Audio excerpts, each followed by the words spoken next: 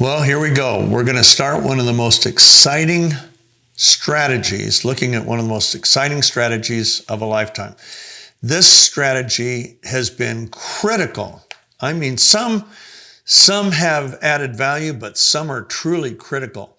In fact, Larry King, I was on his show a couple of times, and the first time I was on his show, before we started filming, he asked me, he said, okay, so there's 15 strategies. Which one's the most important? And I said, well, Larry, they're all important. He says, no. There's got to be one that's more important than the others. I said, I wouldn't say that, but I would say there is one that's the most powerful of all the strategies. And he says, okay, that's what I mean. What's the most powerful one? And I said, effective partnering. No one in history, no one, not one person, has ever achieved extraordinary outcomes without effective partnering.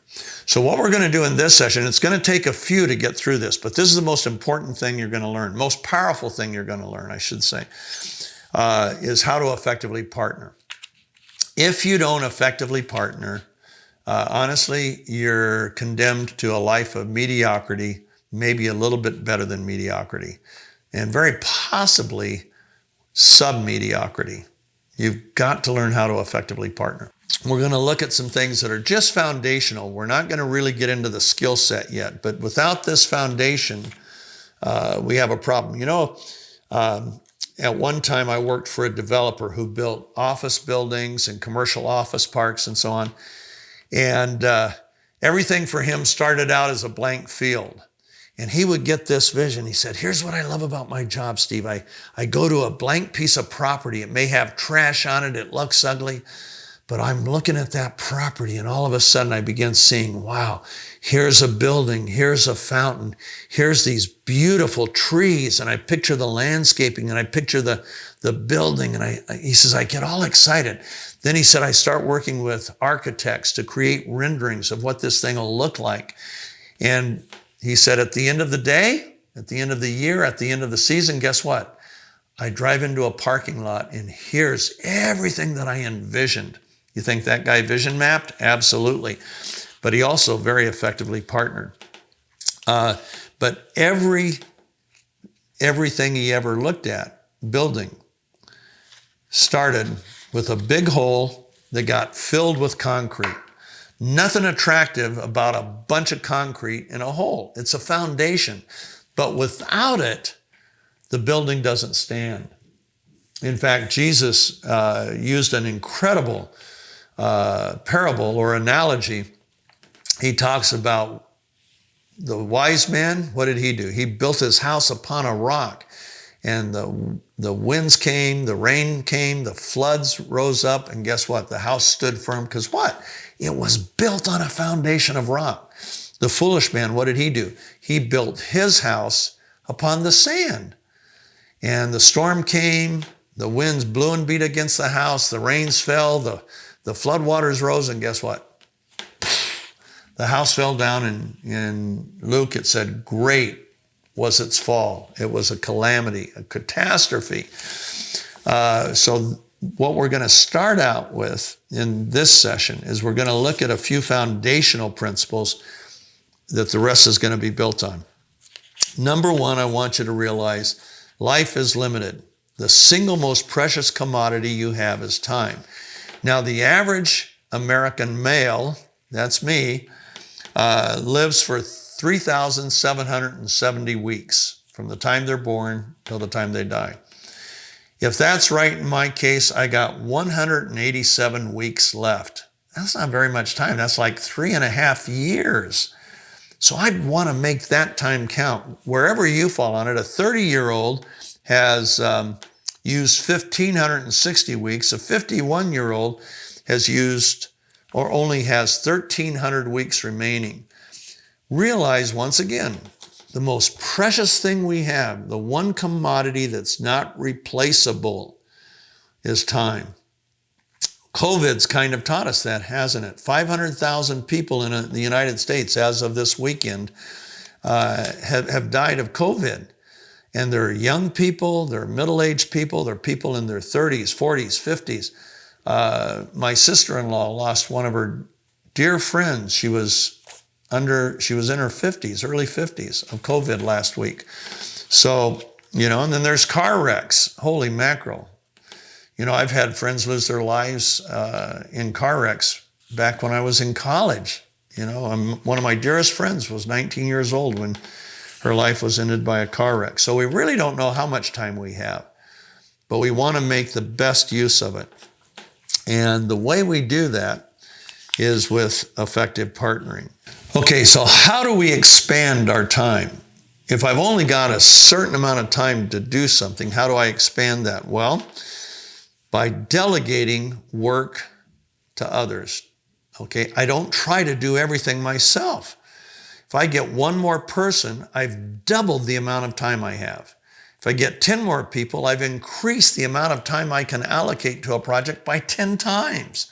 See, so delegating becomes critical.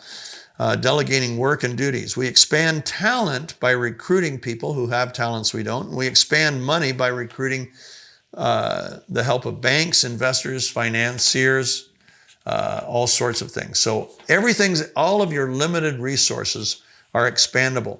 Now we're going to make some PDFs available to you. This is out of a program that we created years ago called Master Strategies of Superachievers.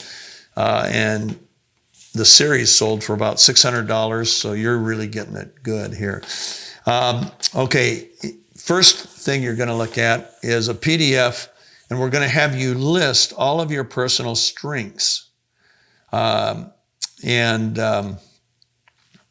Strengths, talents, and abilities that you have. We're going to have you list a second list, your business strengths, such as sales, administration, managerial, marketing, etc. You're going to list all of your strengths. Then we're going to have you consider your weaknesses, what you lack in order to make a dream come true. And we give you things to choose from, like lack of patience, lack of knowledge, and so on. And you're going to make these lists. Why are lists important?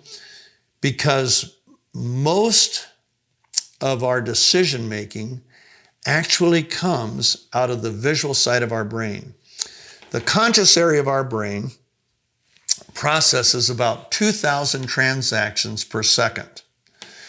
We have another area of our brain called the limbic area, and that's the visual side. That's all of our emotions come from that side, that part of our brain, and it's called the limbic area. Guess how many transactions it processes?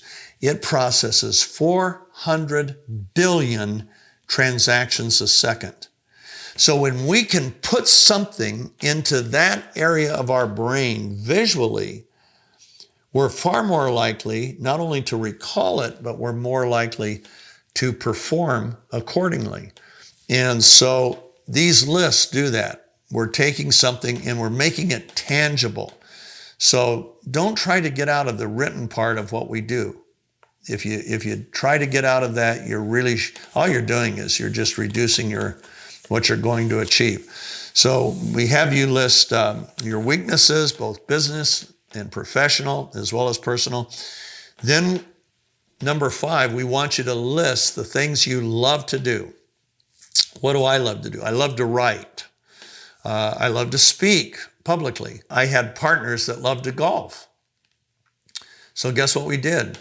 We found one of the best golf instructors in America, and he had such a great way of teaching, and he had props that he used.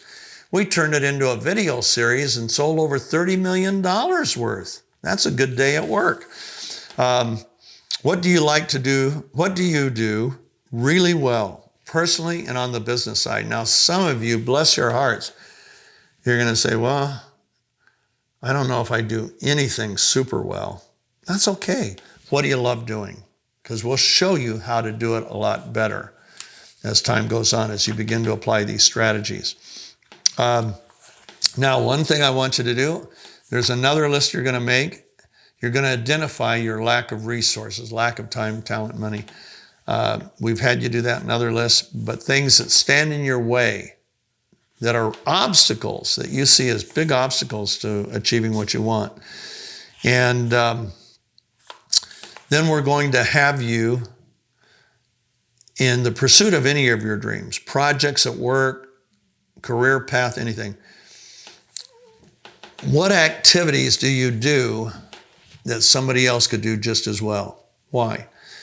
You want to delegate as much as you can. So that's just a little bit of a foundation we wanted to lay. In our next session, we're going to get into meaningful specifics of partnering. Did you know Proverbs says, without counsel, you will fail. Not might fail, you will fail. Without counsel, you will fail. But in a multitude of counselors, there's success. Another proverb, just a few chapters later, says, without counsel, you will fall. But in a multitude of counselors, there is safety. Nobody ever plans a fall. Falls are always unexpected, and guess what? They always bring about injury to one level. Maybe it's only a sprained wrist. Maybe it's a concussion, but falls are always bad. Without counsel, you will fall, but in a multitude of counselors, there's safety. What he's really saying, a multitude of partners, there's safety. A multitude of partners, there's success.